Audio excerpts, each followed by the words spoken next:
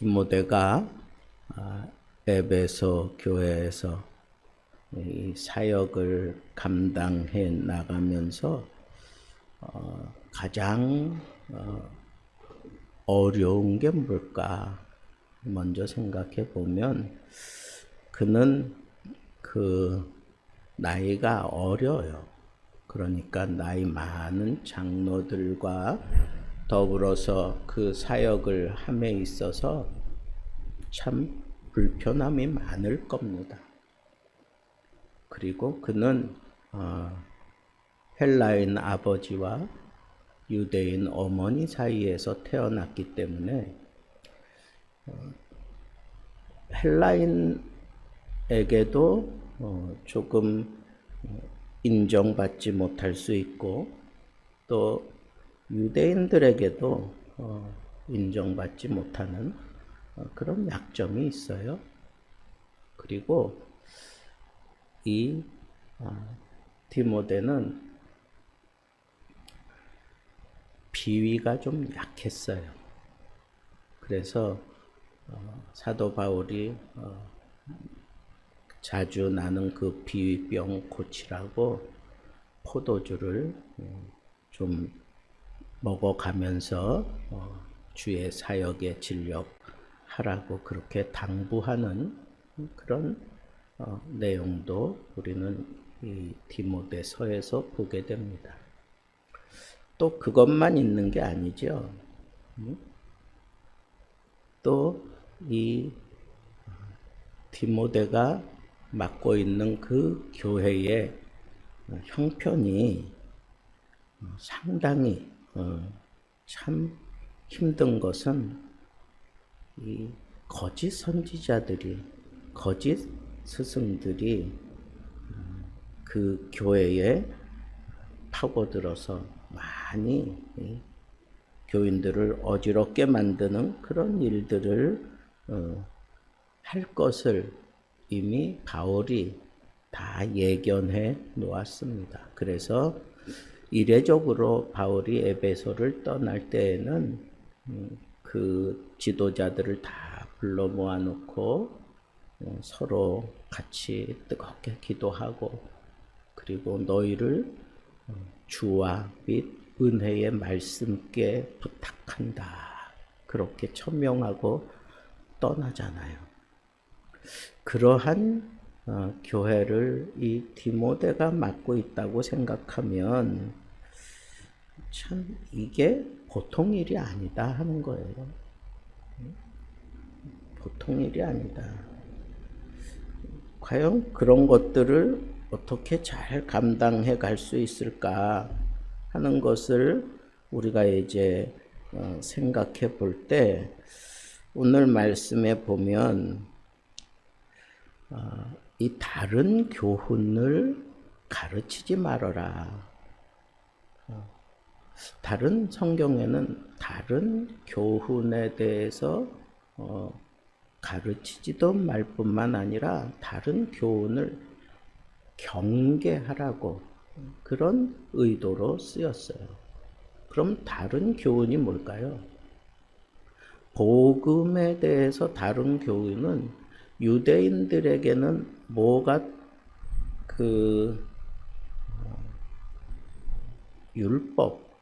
율법주의적인 그런 생각.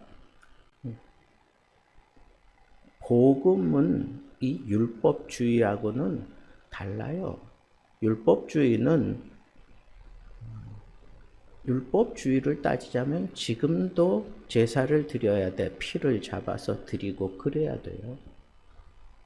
그런데 이미 바울 시대에는 이미 예수 그리스도께서 하나님의 어린 양으로서 모든 인생들의 죄를 홀로 짊어지시고 그 모든 죄값을 다 십자가에서 해결해 주셨다라고 하는 것을 바울은 아주 강력하게 주장하고 있는 것이고 그것이 바로 참다운 복음의 진수다라고 얘기를 하는 거예요. 그러니까 바울이 얘기하는 복음의 진수는 이 탈율법 그리고 그 십자가의 능력은 무엇으로 증명이 됐느냐 하면 예수 그리스도가 부활하게 됨으로 인해서 그것이 온전히 증명이 된 거예요.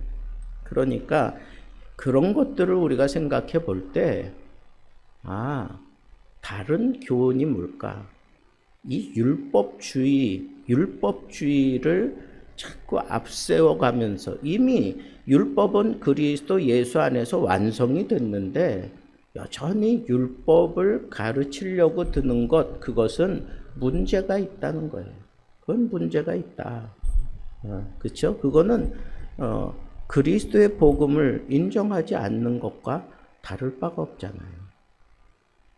그리고 그 율법주의자들은 또 무엇을 아주 강력하게 요구하느냐 하면 그 하나님의 율법 시대에 하나님께서 이스라엘 백성들에게 함께 해 주시면서 많은 이적을 보여주셨어요. 만나를 주시고 바위를 쳐서 물을 내고 요단강을 건너고 홍해를 건너고 뭐 이런 이적. 그래서 이적, 율법주의가 상당히 이성적일 것 같지만 그 밑바닥에는 아주 강렬한 그런 어떤 이적을 중요하게 생각하는 그러한 딜레마가 거기에 담겨져 있어요. 유대주의의 잘못은 바로 그런 것들이죠. 자, 또 다른 교훈은 헬라의 이 이성이에요. 이성주의. 이 세속을 동반하고 있는 이성주의. 그건 뭐예요? 여러분, 하나님의 말씀이 인간의 이성으로 다 해결이 됩니까? 이성의 잣대를 가지고 성경을 보려고 하면 어떤 함정에 빠지게 될까요? 예수 그리스도 이 복음서에는 예수님이 행하신 그런 탈이성적인 그런 행동이 많잖아요. 초월적인 그런 행동이 많잖아. 무리를 걸었다든가, 아니면 변화산상에서 변화가 됐다든가, 아니면 말씀만으로도 뭐 사람들을 고쳐내고 심지어는 죽은 자까지 살려내는 뭐 이런 것들은 이성적인 그런 판단과 생각으로는 그건 받아들일 수가 없는, 그건 받아들일 수가 없는 거예요. 그러니까 이 사람들은 어떤 또 약점이 있느냐 하면 이성주의자들은 상당히 상당히 인테리하고 뭐 그럴 것 같은데 그 사람들의 약점이 뭐냐 하면 세속이에요. 세속화됐다는 거예요. 그러니까 이성주의를 부르짖는 사람들은 믿음을 경계하고 믿음을 자꾸 벗어나려고 그래. 그럼 믿음을 벗어나는 이유가 뭘까요? 세속에 빠지기 위해서 그런 거예요. 세속에. 그래서 이게 문제가 되는 거예요. 그러니까 다른 복음이라고 하는 건 유대주의적인 그런 잘못된 것, 그 다음에 헬라적인 그런 잘못된 것, 이런 것들이 다른 복음이다라고 하는 것을 우리는 생각해 볼 수가 있습니다. 그리고 또 이 다른 복음, 다른 이 지식을 가르치지 말고 또 하나 뭐냐면 신하와 끝없는 족보에 몰두하지 않게 하려 함이다 그랬어요. 신하와 끝없는 족보. 이거는 뭐예요? 신하는 헬라 문화 자체가 이 신화를 바탕으로 해서 그 문화가 이루어져 있어요. 그러니까 헬라 문화를 이해하려고 하면 헬라 신화를 알아야 돼. 그죠? 그 신화를 모르고는 그 문화를 이해할 수가 없어요. 그 사람들의 사고 방식을 이해할 수가 없다고. 그 다음에 끝없는 족보는 뭐예요? 이건 유대인들이 족보를 계속해서 강조해. 그죠? 나는 아브라함의 자손이다. 아브라함의 자손이다. 나의 혈통은 아브라함의 뭐 몇 대손 어떻게 저쩌고 뭐 이런 것들을 계속 얘기하면서 그 족보에 들지 않는 사람은 다 하나님의 사람이 아닌 것처럼 그렇게 생각하잖아요. 이방인들의 영혼은 그냥 참새 영혼만도 못하다고 생각하잖아요. 이게 끝없는 족보를 따르는 그런 모습이라는 거예요. 이런 것들이 다 무엇에 걸림돌이 되는 거예요? 복음을 믿는데 걸림돌이 되는 거예요.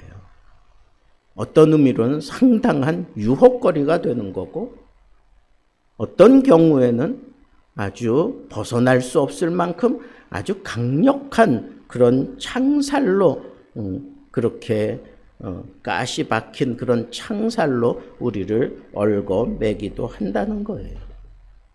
근데 그것을 가르친다? 그 얘기는 뭐예요? 이런 걸 우리가 경계해야 제대로 복음을 가르칠 건데 어떻게 이런 잘못된 것을 가르칠 수 있을까요?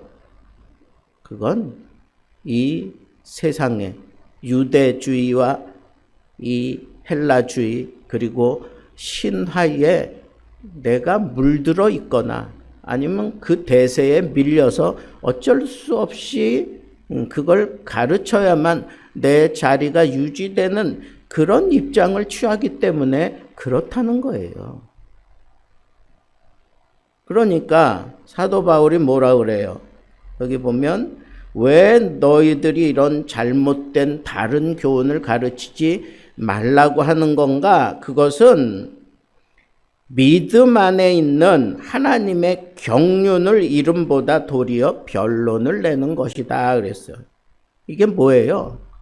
우리는 이 복음은 하나님의 경륜 속에서만 제대로 이해되어지고 그리고 그걸 체득할 수 있다라고 하는 것을 사도 바울이 우리에게 얘기하고 있는 거예요. 그러니까 하나님의 경륜을 우리가 알지 못하면 하나님의 경륜에 대해서 바른 가치관을 내가 세우지 못하고 있다면 이 복음을 받았으면서도 복음적인 삶을 살지 못하고 여전히 세속적으로 살고 신화적으로 살고 잘못된 그런 욕망에 사로잡혀서 살아갈 수밖에 없다라고 하는 것을 우리는 알 수 있어요. 그러면 하나님의 경륜이라는 게 뭘까요? 경륜이라는 게 뭐야? 이건 하나님의 그 구원의 역사를 하나님이 섭리해 가시는 그런 것을 얘기하는 거예요. 그죠? 하나님의 구원의 역사를 섭리해 가시는 그 모든 것들을 우리는 하나님의 경륜이다라고 얘기를 하는 거예요. 근데 하나님은 이 세상을 구원하시고 이 세상을 새롭게 하시려고 하는 완전한 계획을 가지고 계시고 그것에 의해서 이 세상을 다스려 가신다는 거예요. 자, 노아의 시대에 방주를 지으라고 하잖아요. 근데 그 노아 시대의 사람들은 자신의 욕심과 그리고 악한 그런 행위만 아주 그냥 몰두했어요. 거기에 그냥 정신이 팔려 살았다는 거예요. 그럴 때 하나님께서 너 방주를 만들어라 그렇게 명령을 해요. 우리가 잘 아는 대로 방주를 약 80년 이상 지었다고 우리가 알고 있잖아요. 어떤 사람은 120년까지 얘기하는 사람도 있어요. 이렇게 오래도록 이 방주를 지어갈 때 사람들이 다 그 노아를 어떻게 했어요? 이상한 사람 취급하고 하나님이 이 세상을 심판하실 거다. 또 하나님이 물로 이 세상을 심판하실 거다라고 하는 그 분명한 메시지를 증거할 때마다 뭐라 그랬어요? 농담으로 여겼다 그랬어요. 농담으로 여겼다. 이 사람들은 하나님의 그 경륜을 이해할 수도 없고 인정하지도 않고 하나님의 경륜을 따라 움직이는 사람들을 비웃고 농담하는 걸로 여겼습니다. 여러분, 하나님의 그 경륜이라는 게 뭐예요?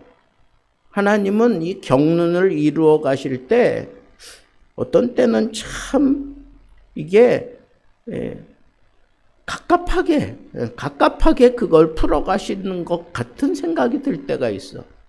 그냥 하나님의 능력으로 그냥 모든 사람들에게 야 이런 거야 그러면서 얼마든지 보여주실 수 있는데 그렇게 하지 아니하고 이 노아 시대에 방주 짓는 것처럼 그 80년 동안 한 100년 동안 아무 일도 일어나지 않고 있을 때 사람들이 그걸 보면서 뭐라 그러겠어요? 무슨 하나님의 뜻이 도대체 이 맑은 하늘에 도대체 비가 뭐냐? 비가 아직 비가 내린 적이 한 번도 없잖아요. 도대체 비가 뭐냐? 그런 게 어디 있냐? 뭐 다들 그러잖아. 80년 이상 그렇게 지어가고 있을 때 묵묵하게 노아는 하나님의 명령을 따라 그걸 지어가는 거예요. 근데 여러분, 노아의 가족 외에 그냥 다 멸망당하고 말았어요. 하나님의 그 경륜은 작은 소수를 통해서 얼마든지 이루어내신다고 하는 거예요.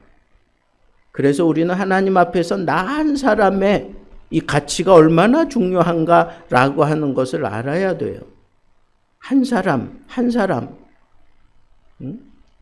교회가 작지만 하나님이 눈여겨보고 하나님의 경륜 속에 있는 한 사람이 그 교회에 있다면 하나님은 그 교회를 절대로 포기하지 않으세요. 그 교회를 통해 구원의 역사를 이루어 가실 거고 하나님이 경륜을 통해서 하나님의 뜻을 펼쳐 가실 겁니다. 이게 얼마나 중요한지 몰라요. 또 이스라엘 백성들이 광야 생활할 때 어땠어요? 이 광야를 지나갈 때에 하나님의 놀라운 이적과 능력 속에서 살았어요. 근데 그때도 그 하나님의 이적을 그냥 날마다 체험하며 살잖아. 날마다 만나를 먹어. 반석을 터뜨려. 그리고 더우면 구름이 가려줘. 추우면 불 기둥으로 체온을 유지해줘. 악한 짐승이 들어오지 못하게 해. 그리고 그 성막 안에서 하나님이 여기 계신다라고 하는 것을 보여주면서 이스라엘 백성들 속에서 하나님이 그 은혜와 능력을 친히 보여주던 그런 시대였어요. 근데 그때에도 하나님에 대해서 원망하고 비난하고 그리고 거부하는 사람들이 있었다고 하는 거예요. 여러분, 하나님의 계획을 이루어감에 있어서 분명한 것은 하나님의 백성 가운데 머물러 있다고 할지라도 하나님의 그 뜻에 거부하고 조롱하고 원망하는 자들은 하나님께서는 가차없이 다 정리해 버렸던 것을 우리는 놓치지 말아야 돼요. 그렇기 때문에 우리는 결론적으로 믿음 안에서 하나님의 경륜을 이루며 살아야 돼요. 하나님의 그 구원의 역사, 하나님은 하나님의 뜻을 분명히 풀어가시면서 이 세대를 하나님이 원하시는 그때에 천국으로 들려 올리실 텐데 여러분, 그 하나님의 경륜 우리 작은 머리로 다 이해할 수 없어. 그리고 세상 사람들이 아무리 다 달려들어도 하나님의 뜻을 꺾지 못해요. 그 하나님의 경륜이 도도하게 흘러가고 있는데 그 하나님의 경륜 속에 하나님이 붙잡고 쓰는 사람은 어떤 사람인가? 하나님의 경륜을 이루는 사람이에요. 하나님의 경륜 속에서 하나님의 경륜을 이루어가는 사람인데 그런 사람은 어떤 사람인가? 여기 바울이 얘기한 것처럼 믿음 안에서 하나님의 경륜을 이루며 살아라 그랬으니까 믿음이 있는 자를 하나님이 붙들고 하나님의 뜻을 이루어 가신다는 거예요. 여러분, 내가 이 세상 살아가면서 가장 가치 있는 것 무엇으로 여러분들은 생각합니까? 어떤 사람은 끝없는 족보, 어떤 사람은 막연한 신화, 어떤 사람은 세상의 그 즐거움, 세상의 쾌락, 어떤 사람은 내가 지켜왔던 이 모든 일들, 이런 것들로 최고의 가치를 삼으려고 해요. 그러나 여러분, 하나님의 경륜을 아는 사람이라면, 하나님의 경륜 속에서 내가 내 인생 살아가는 것이라고 하는 분명한 사실을 아는 사람이라면, 내 최고의 가치는 믿음이어야 돼요. 믿음. 하나님의 경륜을 이루는 믿음. 하나님이 나를 붙들고 사용하셔서 하나님의 뜻을 이루어 가는데 하나님의 경륜 속에서 하나님의 뜻이 이루어지도록 하나님이 나를 사용해 주시기를 원합니다. 어떻게 하면? 믿음이 있으면. 믿음을 가진 자를 하나님은 붙들고 사용하시면서 하나님의 뜻을 이루어내는 것, 그것이 바로 경륜이에요. 여러분, 우리는 이 하나님의 경륜과 그리고 하나님의 복음의 진리를 온전히 이해하고 그것을 가르치며 그 속에서 살아가면서 하나님의 경륜을 이루어가는 믿음의 사람들 되기를 우리 주님의 이름으로 축복합니다.